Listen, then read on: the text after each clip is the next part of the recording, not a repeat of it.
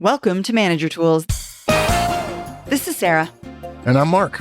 Today's podcast, Top 10 Hiring Mistakes, number 8, Unprepared, part 1 of 2. This guidance answers these questions.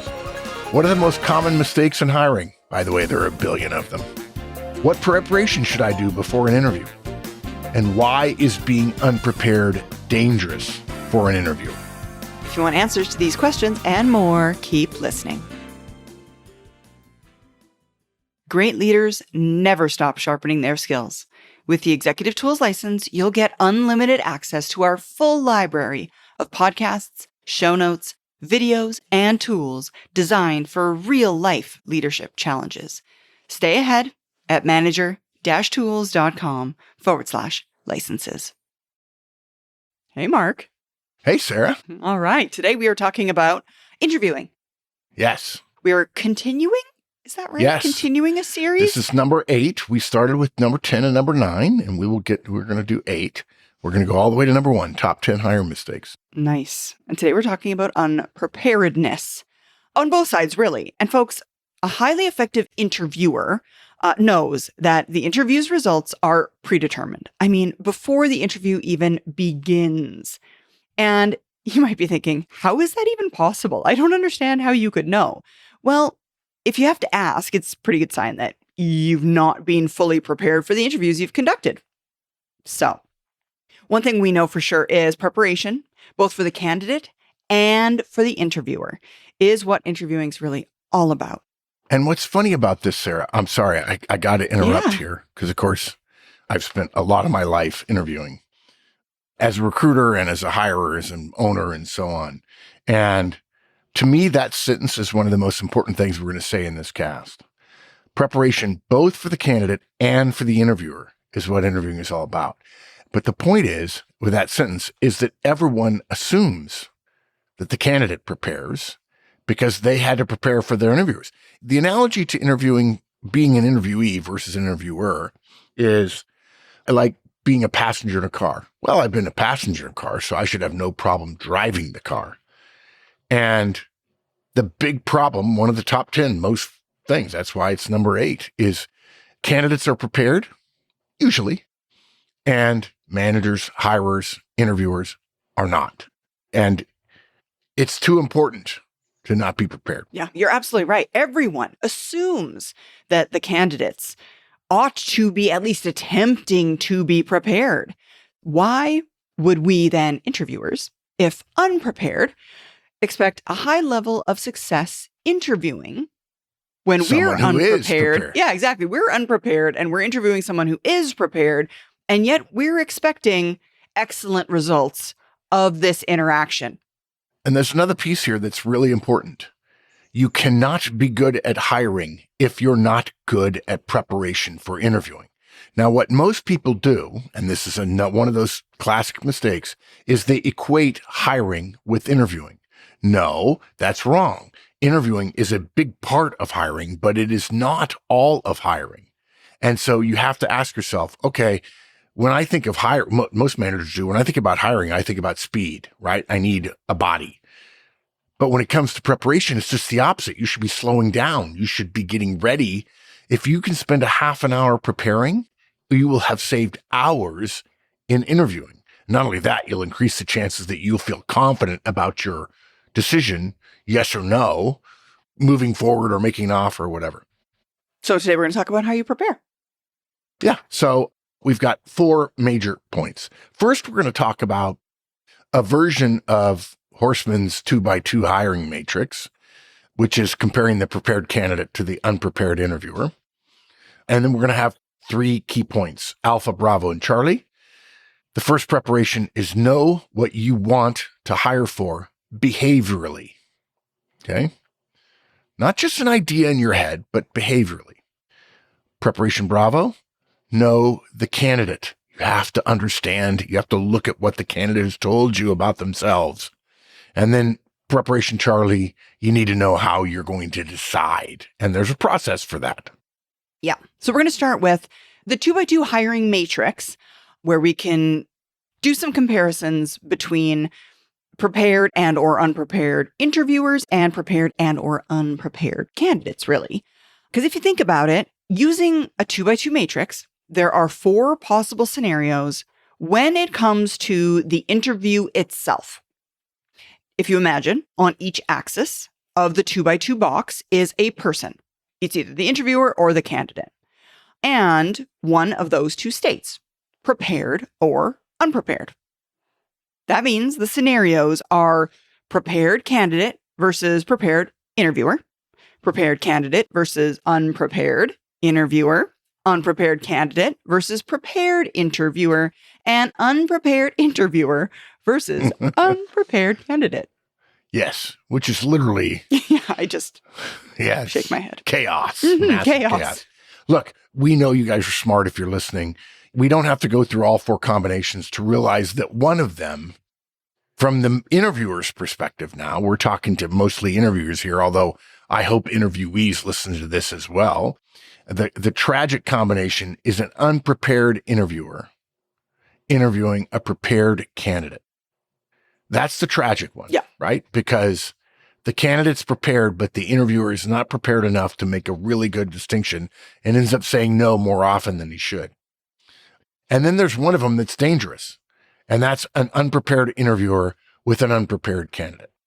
And so the simple lesson from looking at the 2x2 matrix, if you think about those possible outcomes, is that interviewer preparation really, really matters. I'm not going to say that if you've totally prepared, it's a foregone conclusion. But what I can say is, if you're totally prepared, when you reach your conclusion, you will be completely convinced of it. If you're an interviewer who comes out of interviews and has doubts or concerns, or I think, but maybe not, or there was this good or that bad. By the way, you're interviewing a human being. There's no perfection. If you're doubting, if you're wondering, if you're pondering, that's because you were unprepared. Yeah. And if you prepare, you won't have that problem anymore. That's exactly it. Because an unprepared interviewer decreases the chances that they will even be able to hire a competent and prepared candidate. To your point, Mark, they might completely pass them by due to the fact that that unprepared interviewer is completely incapable of distinguishing the difference between good and bad. They don't know what they don't know. And even if you've gotten lucky, if the candidate is prepared and they perceive that you were unprepared, you may want to hire them and they don't accept your offer. And that's the mistake that managers make. There's 2 parts to the hiring process, getting offers and taking offers. The moment you make an offer, the power passes, the control passes to the candidate. And managers are like, well, I'm pretty sure that if I offer somebody a job, they'll take it. No, that's not true. Particularly not true in hot hiring markets or tight hiring markets. Look, the absolute minimum standard that any interviewer must meet to faithfully carry out their responsibilities in making what we have said for years now, 2 decades now, hiring is the most important strategic decision that managers make. And the minimum standard in order for you to meet that level of significance of a decision is you've got to be prepared. And you know what? Failure to do so, if some executives, we talk often about Jamie Dimon, whom I coached 30 years ago, chairman and CEO of JP Morgan Chase. If Jamie Dimon saw a manager in his organization, I certainly could say this about Elon Musk. I suspect I could say it about Tim Cook. I could certainly say it about a couple of the CEOs of Walmart that I worked with. If they saw a manager interviewing a young person, or maybe not a young person, but a new potential hire, and the candidate was well prepared, they were sharp, they were smart, they were doing their best, and they saw an unprepared, to your point, phoning it in manager, distracted, hasn't read the resume, doesn't understand what this person's background is, just doing it on a treadmill of 4 or 5 interviews eating in a sandwich. I've heard that one before. Oh my God. My interviewer was eating a sandwich. Yeah. If they saw you, the minimum you would get is a butt chewing. The maximum you would get is they might not tell you directly. They may not fire you directly. They don't want to throw their power around that way, but they'll go to your boss and say, get rid of that guy. I'm not going to have that. I'm not going to have our company, a public company, well-known, interview somebody. And by the way, if you're a well-known public company, people are desperate to interview for you. One of the mistakes that candidates make, and with it, today's not about candidate preparation, it's about interviewer preparation. But one of the mistakes that candidates make is they're only interested in B2C companies, business to consumer. And the reason why is because they consume your products. Yeah. They know who you are. Right. And I say Walmart, everybody's like, oh, no, Walmart's not on my list. Well, let me tell you something. Walmart is the best managed company in America for the last 50 years. And I'm sure there are some overseas as well, too.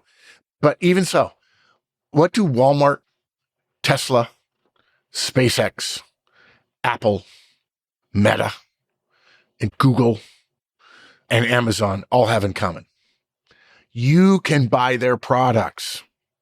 If I said Applied Materials, one of the most storied companies in the history of Silicon Valley, necessary for every chip made in the world, be like, well, what's Applied Materials? Yeah. And so imagine that.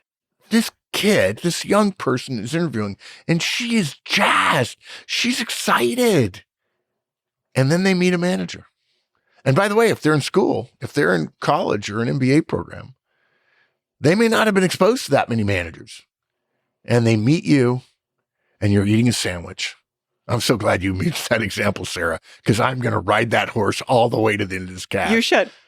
Are you eating a sandwich, or are you showing the due diligence to really say, I understand this is my contribution to my organization, because the decision I make about a process or a system or whether we're going to spend money on this or that in the next month or two, those will not be remembered by anybody ever. But the people you hire are going to be running your company someday. So the manager who does not prepare for an interview is not meeting the minimum standard for her most important responsibility and probably ought to be sanctioned for it. Yeah, agreed. All right. So I feel like we hit that pretty hard. Now we're going to go into the preparation steps. If there are listeners who didn't think that I hit that pretty hard, I don't. I'm implying something that no one has probably ever heard before. You mean if I'm not prepared, I might get fired?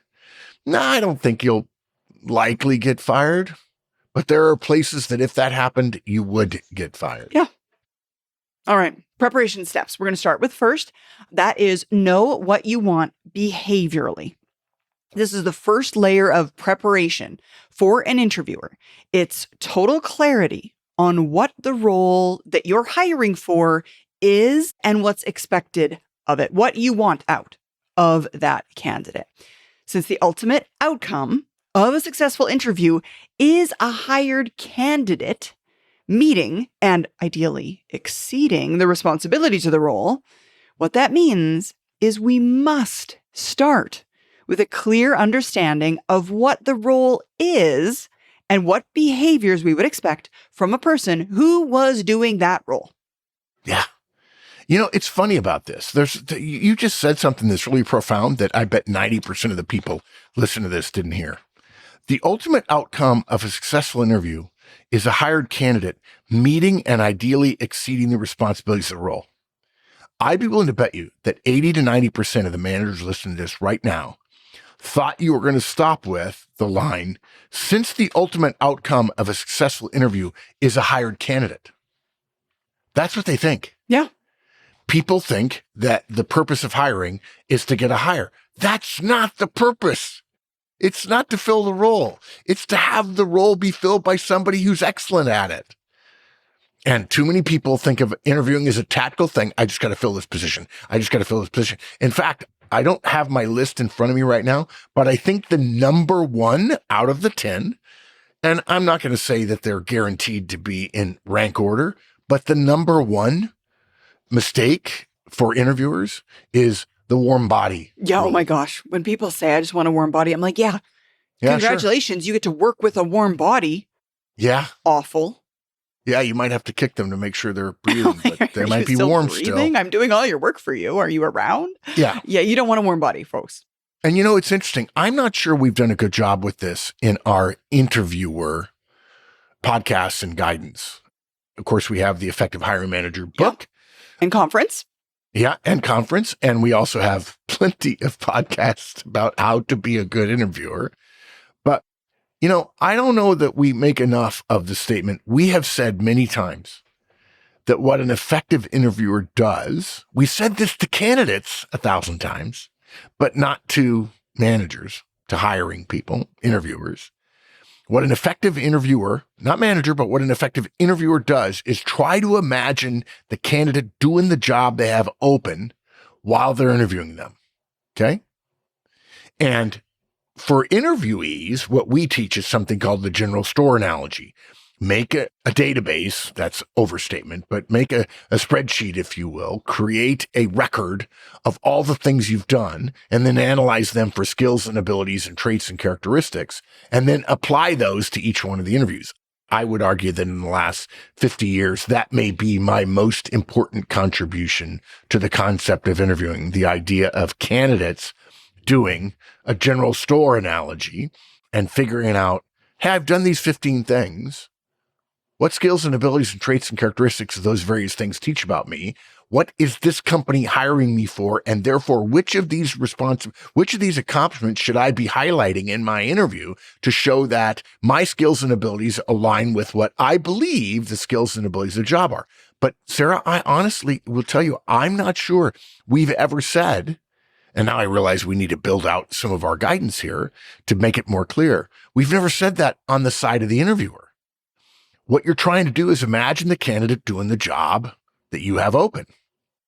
Obviously, that means you having great clarity on what the role entails. And when I say role entails, what I mean is, what behaviors do we want them to engage in? Yes, exactly. And if you're not a regular Manager Tools listener, you probably underestimate the level of detail we're talking about in terms of behaviors. And usually what it means is figuring out what behaviors the role requires from an incumbent, from somebody who's already in the role. You shouldn't be comparing it to the job description. You should be comparing it to Amanda Chase, who just got promoted. And she was good in that job. What did Amanda do? Maybe you can't find that person, but that ought to be your standard in the interview. You can soften it for somebody you believe could grow into Amanda. But this is a fundamental problem. Managers think they can just go in and chat with people. To me, I don't know, you could argue with me if you want, Sarah, but to me, this is a corruption of power. And it is a response to so many managers, the fear they had being interviewed and seeing the manager, the interviewer who was interviewing them, sort of being disconnected and sort of like, well, I'll make my decision and maybe I like you, maybe I don't. But that then implies that it's all about power. It's not. It's about preparation. It's about knowing the job. Heaven forbid you find a great candidate and you don't know it because you haven't matched their behaviors, their skills, their traits, their abilities, their characteristics to the job that Amanda Chase is doing or did before she got promoted. Yeah. And if people are new to listening to Manager Tools, they probably don't understand, and we're going to go into it in a second here, folks, the level of granularity with which you're talking about identifying yes, the behavioral characteristics of a role. I think some of us think that we know what those behaviors are, but I also think, and they don't. I also think that the hesitancy surrounding having multiple individual interviews done of a candidate is born of this lack of clarity. I know what I'm looking for. I'll know it when I see it, but I can't possibly communicate to Mark what I'm looking for here. Sure. So I'm going to be the measurer. Vague. It's too vague. Exactly. It's more of a feeling. It's something that only I could identify. And folks, we're talking about the opposite of that, right? We're talking about clarity, specificity. Yeah, specificity, clarity that allows any person to objectively compare what we're looking for to whether or not this individual possesses. Yeah. I'll even go a step further, and I'll if you'll allow me a couple minutes of a discursion here and aside. There is a company called DDI, Development Dimensions International. They're an HR, not services, but products provider, and probably what they're most famous for. Now, let me say that differently. What I know them for, and what the vast majority of my conversations with people in the professional world in the last 40 years around DDI has been around something called competencies. I'm not sure that they invented it, but DDI's one of its core offerings is this idea of competencies, where DDI has determined these are the competencies you need for these jobs. Now, just for the record, guys, we're not recommending you go and become a big fan of DDI. Nothing against them. They're nice people. They work hard. I respect them. We don't agree with competencies.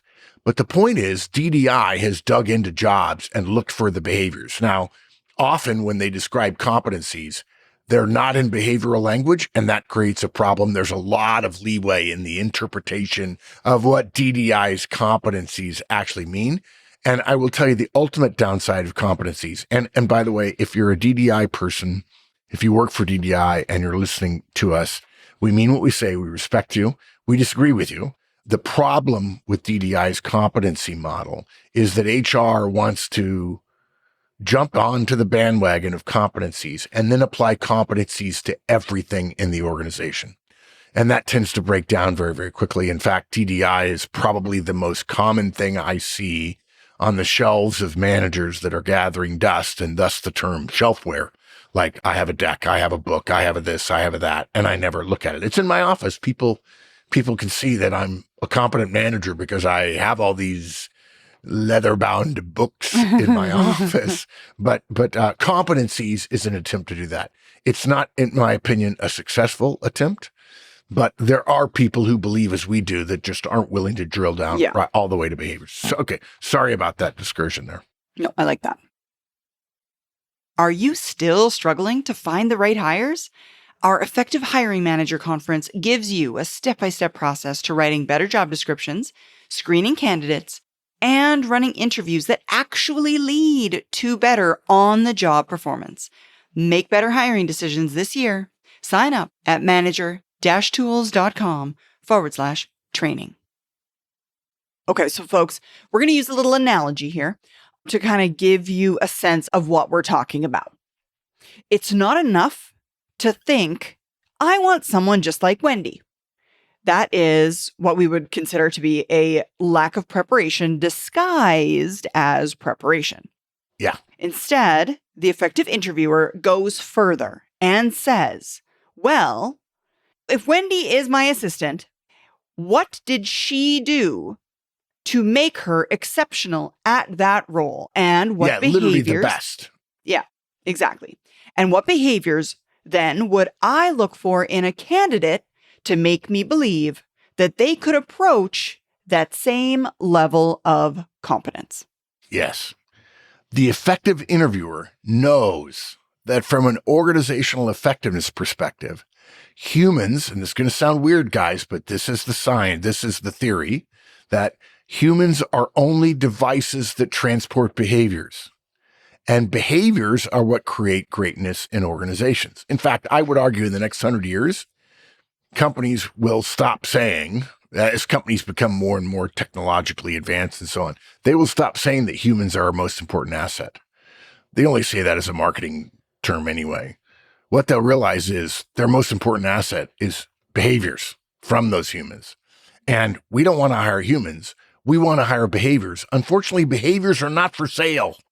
You have to buy the human and you get the behaviors with them. Effective interviewers know that they oughtn't want another Wendy because there's only one Wendy, but rather what they should want is someone who behaves the way Wendy does. Now, look, I get it, guys. It sounds terrible what I just said, that human beings are transporters of behavior. We regret the clumsy analogy. It's a little too, it's a little too inhumane to talk of it that way. We hope you understand the meeting and take it with the good-heartedness that we intended. Our point is, what you want is behaviors. Right. And so when you interview people, you have to know what behaviors you want. Mm-hmm. And what I would say is those of you that are familiar with DISC, you'll probably know that we don't recommend that you use someone's DISC assessment to make a hiring decision because of things like this, right? You're blinded by they kind of act the same. They kind of seem to be similar. maybe this person will have those same skills. And it's until you get to the behaviors that you have more information. And that's essentially what you need to know, is what behaviors you believe the person in your open position must engage in to be effective. The effective interviewer thinks through their open position and goes far beyond what is written in a simple job description. To be clear, you still need to know the job description. Yes. Right? That's a baseline thing. Yeah. And we're not trying to demean the job description here, folks. What we're trying to do is suggest to you that the job description is oftentimes based upon written for marketing rather than containing behavioral specifics that will help you make a decision about whether or not to hire that individual. Yeah. A different way of thinking about this that doesn't involve job descriptions is to just use plain language with yourself and say, if you want to help your preparation, ask yourself 2 questions. What do I want this person to do? And believe it or not, folks, most of you can't answer that immediately for people. If you have some people working for you that you're not going to have to fill their roles, you probably couldn't right now say off the top of your head, this is what I would want someone replacing Wendy to do. Yeah. And the answer can't be, well, what Wendy did. That's not the answer. Because you're focusing on the person and not on the behaviors. Not the behaviors. Exactly. And the second thing is, how do I want them to do it? Look, yes, absolutely. Start with the statements in the job description and then build them into behavioral standards. The answers to these questions we're talking about should be behavioral. And gosh, why wouldn't you, if you have 4 analysts, I'm going to use a silly sort of generic term. If you have 4 analysts working for you, why wouldn't you, as boss, where role power can help you, ask them 5 questions? Don't ask them what their favorite part of the job is and their least favorite part of the job is what behaviors do you engage in that makes you successful? What behaviors would you like to get better at? What behaviors do you think it takes to make a person in this job be really, really good? Ask the people whose jobs you're filling what it is, and they'll probably come up with a couple that you haven't thought of. Yeah. So a more concrete, specific example here. It's not enough to say the candidate replacing Wendy must be smart. Yeah, that's funny. That's not Smart's enough. Not, yeah, no, not We even don't doubt close. that you want that. We don't doubt that you want someone who is smart, but smart is far too subjective and it's not teachable to anybody else who might be interviewing and assessing whether or not Wendy's replacement or whether or not this candidate could make a good replacement for Wendy.